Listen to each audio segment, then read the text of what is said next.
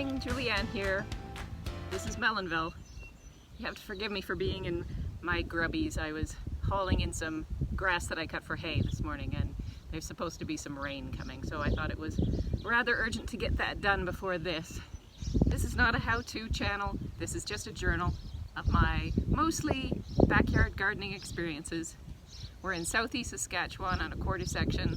We're in zone 3B and we get approximately 100 to 110 frost-free days. This is Winthrop. So when I was tidying up the garden yesterday, I noticed that several of the rose bushes were coming into bloom. And I thought, hey, this is the right time then to show them off when they're looking at their best. This is not going to be an exhaustive list of roses you can grow on the prairies. I thought I'm going to show you the ones that I've had some good luck with, and you can see what growth habits are pretty typical for shrub roses and how successfully you can grow them on the prairies. When you go shopping for roses, what I've found is that the growers, the developers of the different varieties of roses, put them out in, I guess, what they call series, and the ones that I've had the most success with have been the Explorer series, and I have a few in the Artist series. Mostly I have the Explorer series roses. So let me show you a couple. This is Merton Frobisher.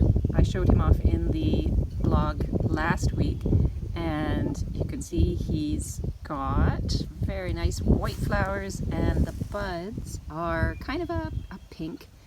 You can see that you do still need to deadhead, even though these are hardy roses. The kind of roses that I look for are the ones that have nice buds, and I like the ones that stay in the bud stage longer than not, because what I have found is when they do bloom, when they come out, it doesn't usually stay in this stage very long. Winthrop.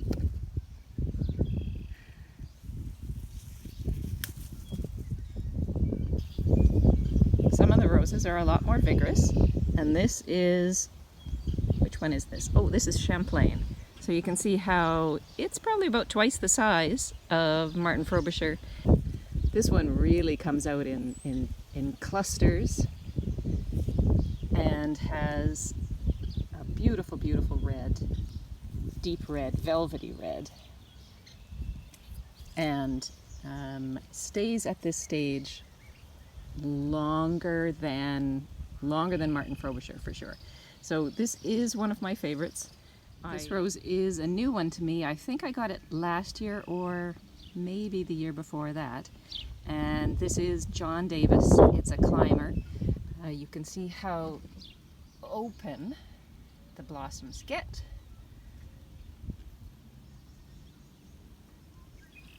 But how pretty the buds are, eh? And it's a climber, so I did put it in a position where it can climb up, but it's still so young. It's got time to go. This monster is a mystery rose. I don't know its name. When I was in Alberta, I had a rose that looked an awful lot like this in growth habit, a climber, and it's called William Baffin. And I, ever since we moved here, kept thinking I have to find a William Baffin to replace the one I had before, and I've purchased it 3 times. And each time I've not gotten a William Baffin. I have no idea how that happened, and I've even written to the rose growers, and they aren't sure how it happened. But this is most definitely not a William Baffin. It will be a red rose, and I suspect it's Henry Kelsey.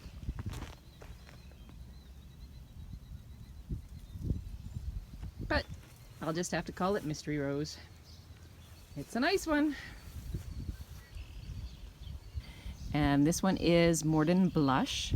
It's a very pretty pink.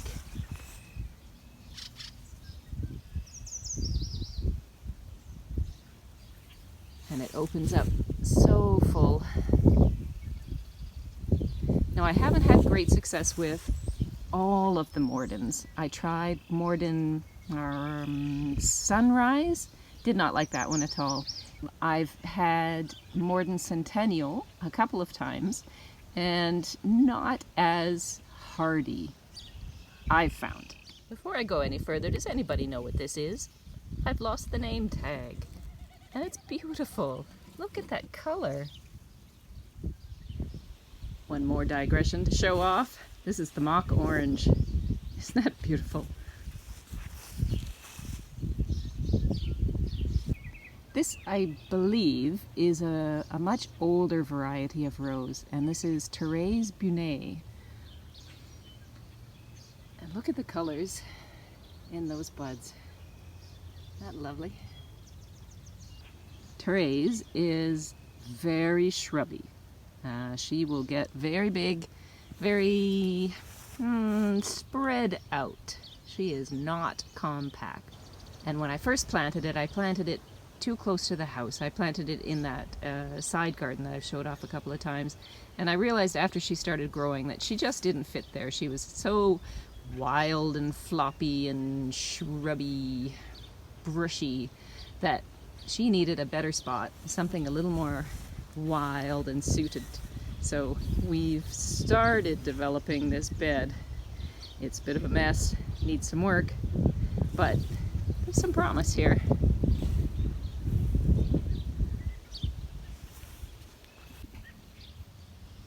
But this is the queen of all the roses I have. This is Emily Carr, and this is from the Artist series of roses. And just, she's so stunning. The color is a velvety, velvety red. She does open up fairly quickly, but still looks so magnificent when she does. The buds are beautiful. They're dark, dark, almost black, and grows very round and not floppy at all. Just a really lovely foundation rose. So I'm only interested in roses that are going to take care of themselves. I don't want to have to fuss, I don't want to have to trim, I don't want to have to take care of them over winter. I will if they are on the north side of the house, or if they're right next to the driveway and they're going to get snow piled on them. I will try and put compost around the shrub. So in the spring, the first thing you're going to do is come and dig them out. You want to dig them out before they start to grow, because you don't want them to send up shoots that have to try really hard to get to the light, which ends up making them kind of weak. Of the roses that I've shown you, I honestly don't have to do anything to them. They can take care of themselves over winter. Some of them have the habit where they totally die back. Some don't. And that's how some of those roses manage to be bigger, of course, because they don't start right from the ground. That mystery rose over there, he's like that too. I wish I knew which one it was so that I could tell you for sure. Now there are other roses that I've grown. At our last place, I think we had about 20 different varieties. Other explorers that I've done is David Thompson. Very shrubby, big, light-ish green leaves, and the flowers blow out really, really quickly.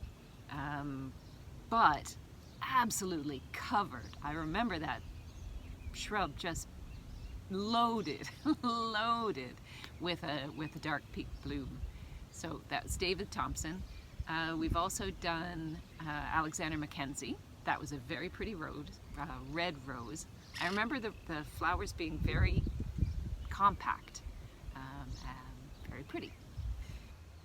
I'll probably have to do a boatload of editing on this vlog. I rambled and rambled while I was wandering around the garden showing you the roses.